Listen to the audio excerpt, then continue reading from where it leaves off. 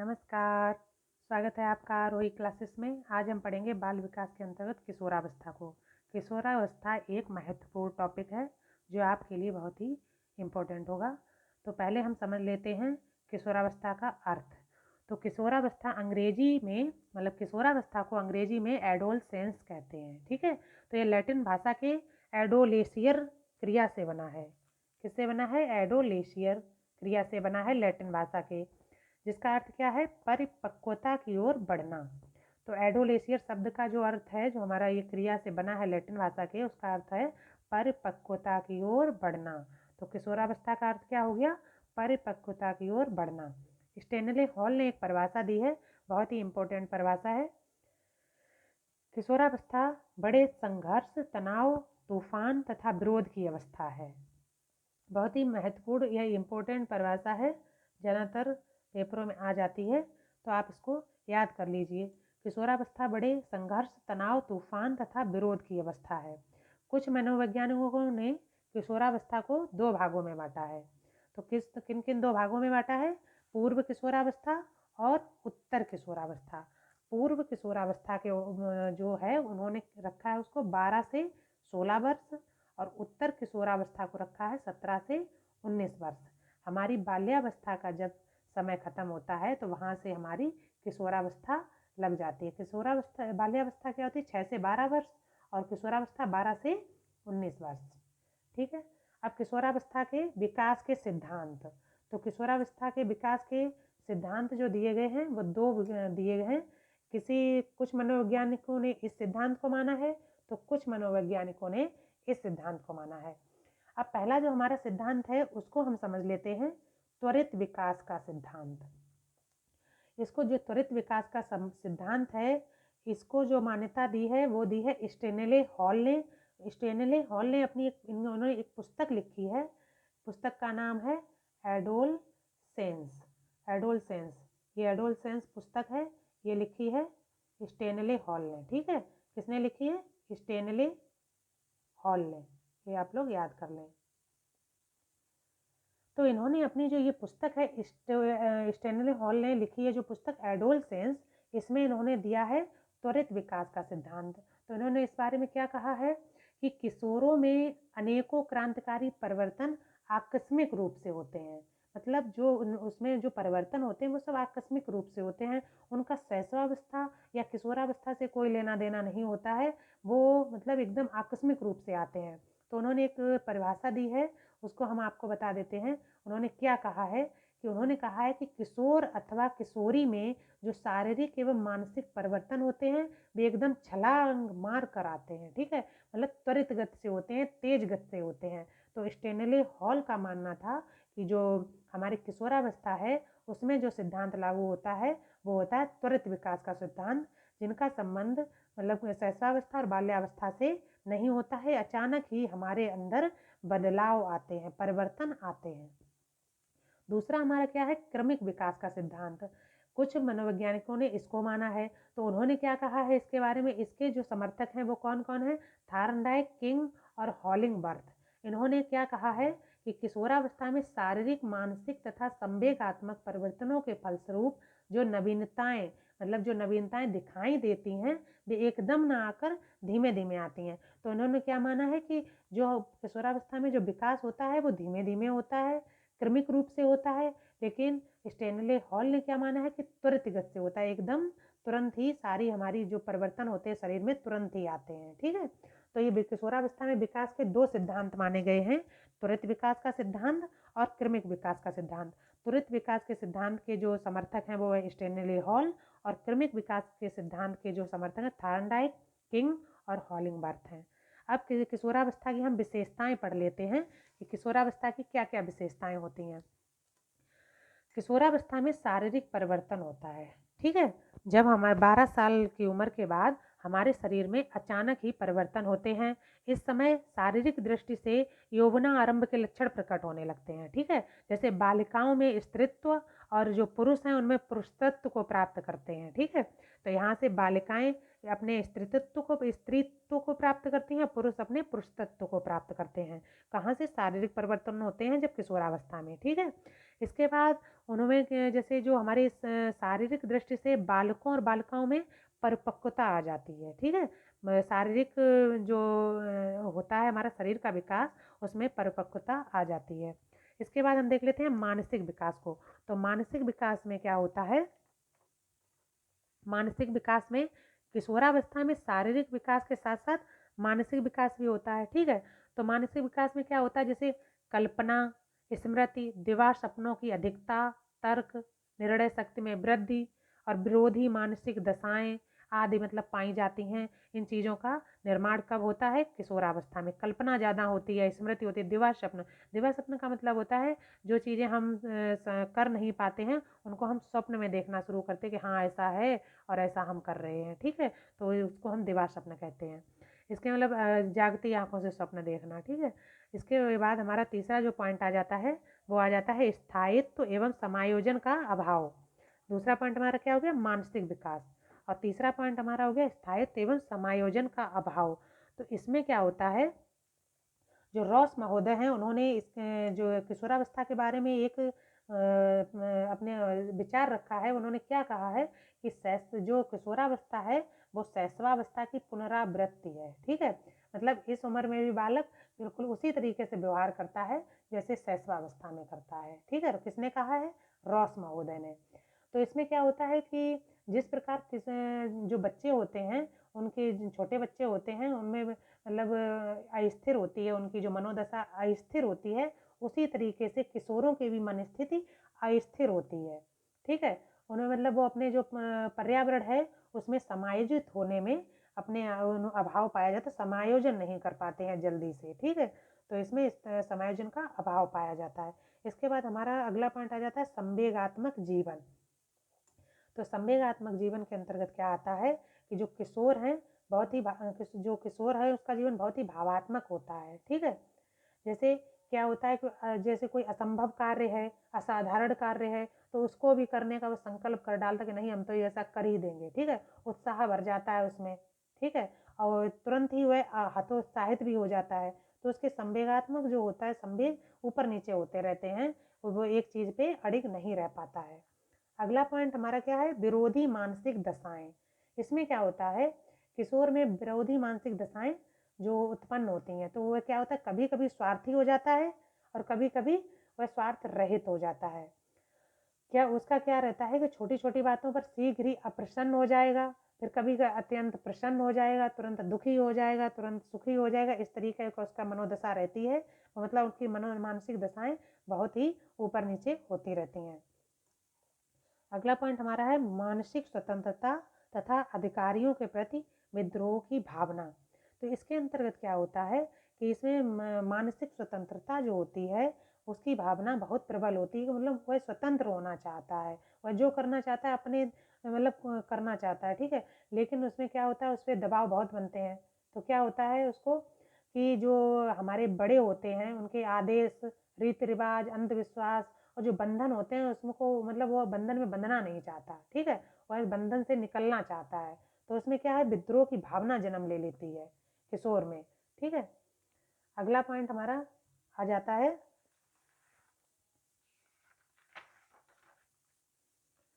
बुद्धि का अधिकतम विकास। तो क्या होता है, किशोरावस्था में बुद्धि का अधिकतम विकास होता है, ठीक है। यहाँ पे मतलब 16 वर्ष की अवस्था तक सामान्यतः बुद्धि का अपना विकास पूर्णतः हो जाता है। सामान्यतः जो बुद्धि है वो हमारी विकसित हो जाती है।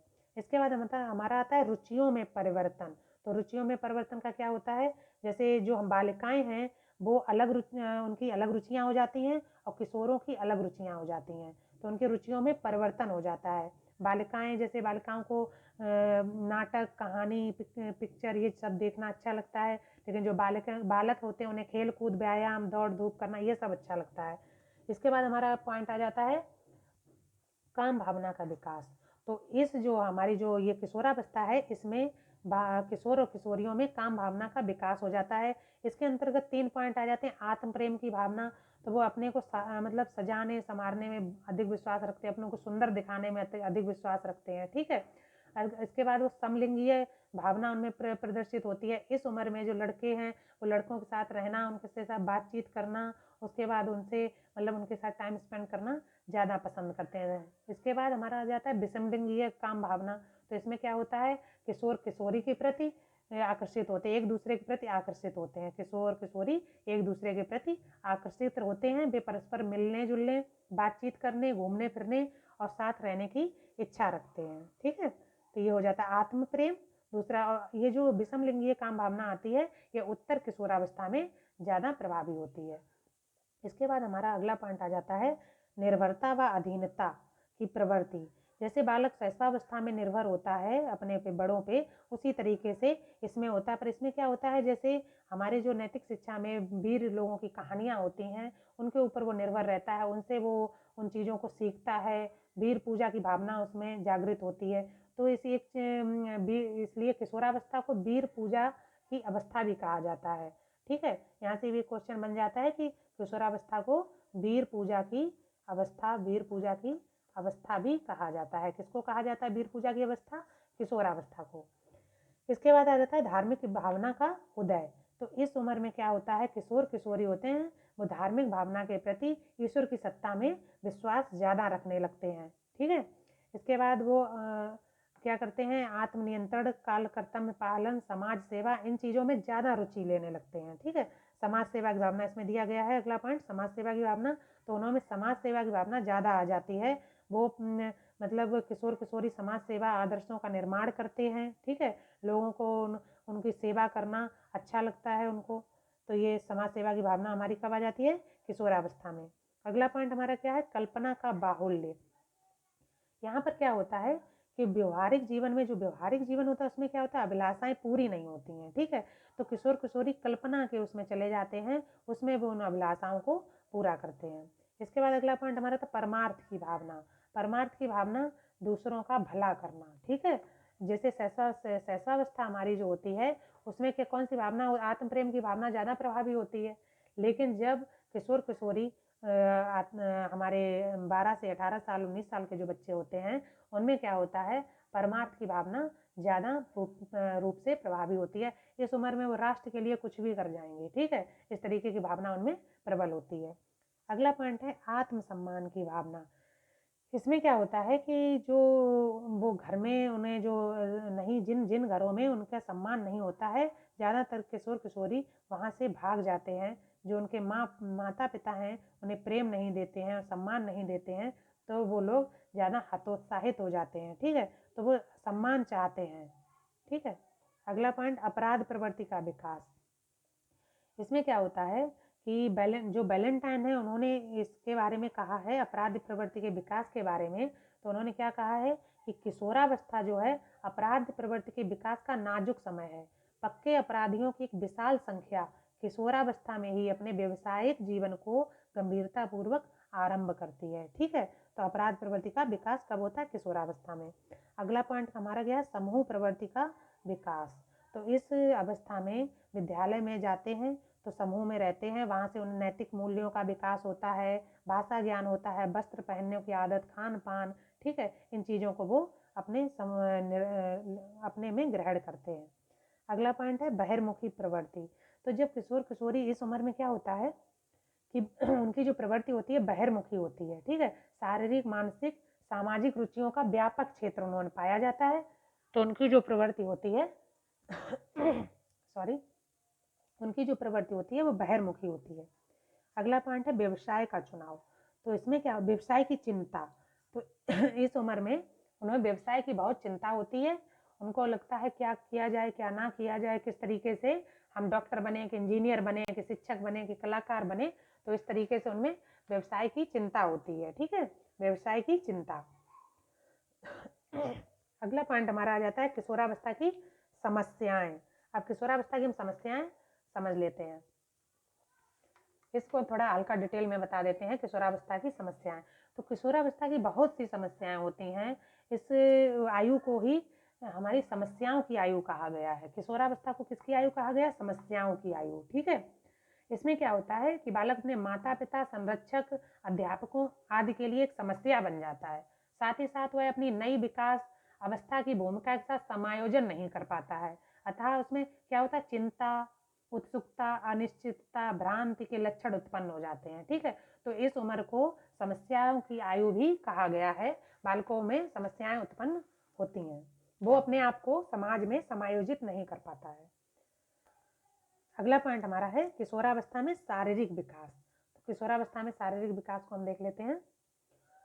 शारीरिक विकास के अंतर्गत क्या होता है, हमारे भार में वृद्धि, लंबाई में वृद्धि, अस्थि विकास होता है, सिर व मस्तिष्क में वृद्धि, ठीक है, ज्ञानेंद्रियों का विकास, अन्य अंगों का विकास। इसी तरीके से बाल्यावस्था में होता है, इसी तरीके से शैशवावस्था में, और इसी तरीके से किशोरावस्था में। किसी अवस्था में तेज गति से होता है, किसी अवस्था में धीमी गति से होता है।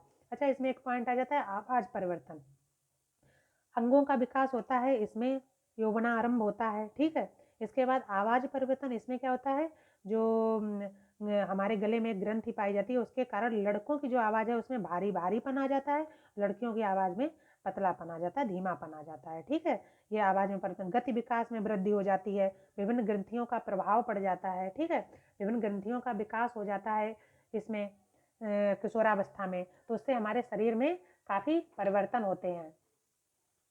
इसमें क्या होता है, ठीक है, तो विभिन्न ग्रंथियों का विकास होता है हमारा किशोरावस्था में। अगला पॉइंट हम देख लेते हैं, संवेगात्मक विकास को प्रभावित करने वाले कारक।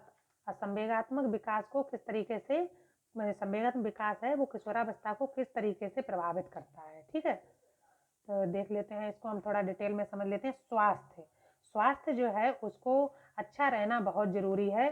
जब स्वास्थ्य अच्छा होगा तभी हमारा शरीर अच्छा होगा और हमारे संवेग अच्छे होंगे। इसमें क्या होता है कि अगर कोई बालक स्वस्थ है तो उसका संवेगात्मक विकास अच्छा होगा, और अगर कोई बालक अस्वस्थ है तो उसका संवेगात्मक विकास अच्छा नहीं होगा, अस्थिर होगा। ठीक है, अगला पॉइंट हमें हमारा थकान। थकान में क्या होता है, जो क्रो एंड क्रो ने अपना एक विचार दिया है, तो उन्होंने क्या कहा है थकान के बारे में, कि जब बालक थका हुआ होता है तब उसमें क्रोध या चिड़चिड़ेपन के समान अवांछनीय संवेगात्मक व्यवहार की प्रवृत्ति होती है। तो थकान में क्या होता है, अवांछनीय व्यवहार आते हैं संवेग के तरीके से। इसके बाद हमारा अगला है वंशानुक्रम। तो वंशानुक्रम में क्या होता है कि बालक वंशानुक्रम से शारीरिक, ठीक है, तथा कुछ मानसिक गुणों एवं योग्यताओं को प्राप्त करता है, जिसका कि उसके विकास पर प्रभाव पड़ता है। ठीक है, हमें माता पिता या पूर्वजों से जो चीज़ें हमें प्राप्त होती हैं उससे हमारे संवेगात्मक विकास पर प्रभाव पड़ता है। इसके बाद आ जाता है परिवार। अब परिवार में क्या हो जाता है, हमें परिवार में अगर अच्छा वातावरण मिल रहा है तो हमारे संवेग अलग अलग स्थायी होंगे, अच्छे होंगे। ठीक है, अगर हमें परिवार में अच्छा वातावरण नहीं मिल रहा है, प्रेम नहीं मिल रहा है, हमें अपनी सुरक्षा नहीं मिल रही है, तो हमारे जो संवेग हैं वो अस्थिर होंगे। ठीक है, इसके बाद हमारा रहता है माता पिता का दृष्टिकोण। तो माता पिता का दृष्टिकोण बच्चों के प्रति अच्छा होना चाहिए। इसमें क्या, जैसे बच्चों से उनके रोगों के बारे में बातचीत करना, बच्चों की आवश्यकताओं से अधिक रक्षा करना, बच्चों को अपनी इच्छा के अनुसार कोई कार्य की आज्ञा ना देना है, तो ये चीज़ें गलत होती हैं। तो माता पिता को इन चीज़ों का ध्यान रखना चाहिए। ठीक है, कि बच्चों को ऐसा कोई उनके साथ व्यवहार ना करे जिससे उनके अवांछनीय संवेगात्मक व्यवहार का विकास ना हो सके। ठीक है, इसके बाद अगला पॉइंट हमारा सामाजिक स्थिति। तो सामाजिक स्थिति के अंतर्गत क्या आता है कि बालक की जैसी सामाजिक स्थिति होगी उसी तरीके का प्रभाव उसके संवेग पर पड़ेगा। तो सामाजिक स्थिति का संवेगात्मक अस्थिरता से घनिष्ठ संबंध होता है। अगला पॉइंट है आर्थिक स्थिति।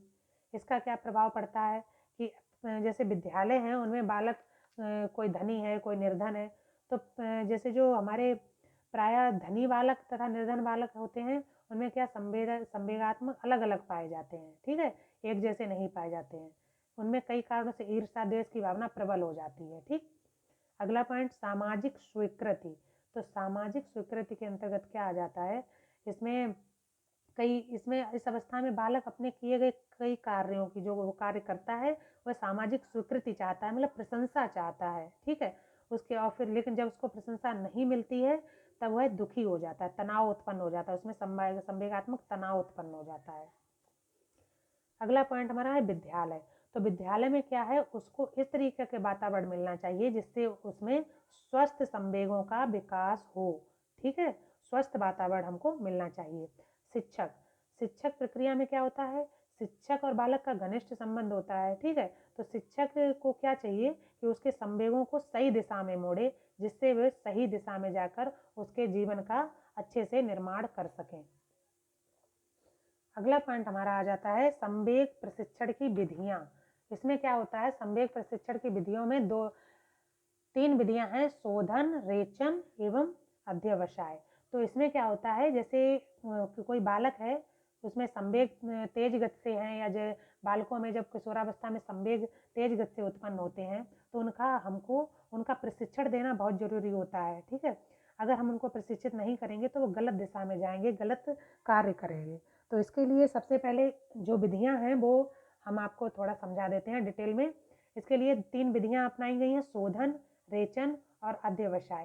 शोधन के अंतर्गत क्या होता है कि इसमें जो बालक है उसके संवेगों का शोधन किया जाता है, अच्छे कार्यों में उसे लगाया जाता है, ठीक है। उसे दुष्परिणाम, अगर हम उसको जो संवेग होते हैं उनका हम दमन करेंगे तो दुष्परिणाम निकलेंगे, लेकिन हम यहाँ पर दमन नहीं करते हैं बल्कि शोधन करते हैं, उन्हीं संवेगों को किसी दूसरी तरफ हम मोड़ देते हैं जिससे वो अच्छे कार्य में लगाए जा सकें।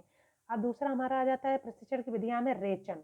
तो रेचन के अंतर्गत क्या आ जाता है कि जैसे हमारा जो विद्यालय है उसमें हम बालकों को ऐसी मतलब क्रियाएं कराएं जिससे उनको उनके जो संवेग हैं उनको प्रकाशन का अवसर मिले, जैसे खेल कूद की प्रतियोगिता कराएं, सरस्वती यात्राएं कराएं, अभिनय कराएं, बाल विवाद, नाटक, इस तरीके की जब हम प्रतियोगिताएं कराएंगे स्कूल में तो क्या होता है, उनके जो संवेग होते हैं उनका वहाँ पर प्रकाशन का अवसर मिल जाता है, तो वो गलत दिशा में नहीं जाते हैं। अगला हमारा जो प्रशिक्षण की विधि में संवेग प्रशिक्षण की विधि है उसमें आ जाता है अध्यवसाय। तो अध्यवसाय के अंतर्गत क्या आ जाता है कि इसके अंतर्गत जो बालक हैं उनको खाली नहीं बैठने देना चाहिए, उनसे कुछ ना कुछ कार्य कराते रहना चाहिए, जिससे जो और ये सारे कार्य उनके खेल से आधारित हों, खेल कूद में उनका मन लगे, ठीक है। और बुद्धिमत्तापूर्ण होने चाहिए, जिसमें वह अपनी दिमाग लगाएं, बुद्धि से काम करें, तो इससे उनके जो संवेग हैं वो नियंत्रण रहते हैं, ठीक है। तो यहाँ पर हमारा पूरा टॉपिक था किशोरावस्था का। किशोरावस्था का टॉपिक आज हमारा समाप्त हो गया है। तो हमने शैशवावस्था, बाल्यावस्था, किशोरावस्था का पूरा चैप्टर पढ़ लिया है। तो आप अगर हमारे चैनल पर नए हैं तो प्लीज़ सब्सक्राइब कर लीजिए हमारे चैनल को, आरोही क्लासेस। Thank you.